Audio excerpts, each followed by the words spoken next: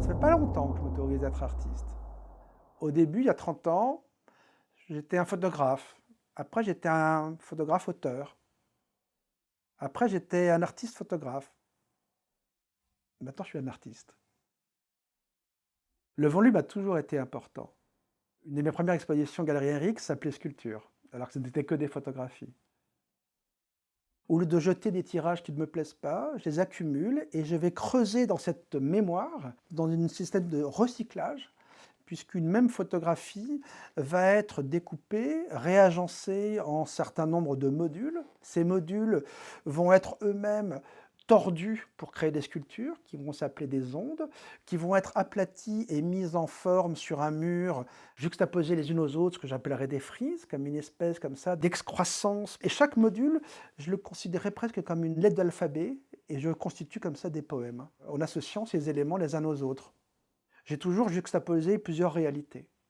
Dans La Chute, dans Hyper, dans Acte, c'est toujours un certain environnement avec un modèle, avec un corps qui trouve son équilibre ou pas dans cet environnement. Je crois que je continue dans cette recherche. Je pense que la métaphore est une des voies les plus poétiques qui soit. Ça permet d'accumuler des couches de compréhension et de lecture. Ça permet de complexifier les images. Et ça permet de ne pas prendre en otage le spectateur. C'est-à-dire qu'il y voit ce qu'il veut. Je vais chercher dans mes propres images, comme un archéologue, effectivement, des éléments qui ont fait sens et que je me permets de réagencer.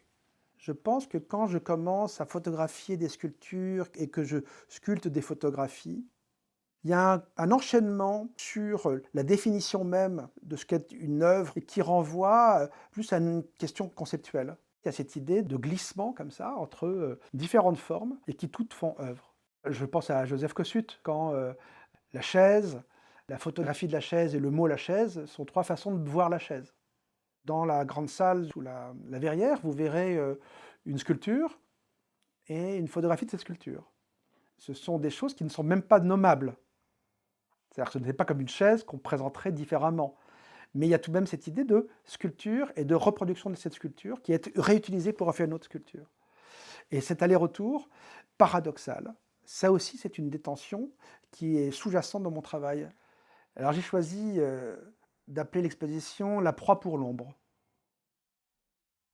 J'aime que ces barrières disparaissent, que le spectateur soit troublé et qu'il ne sache pas si c'est une présentation ou une représentation.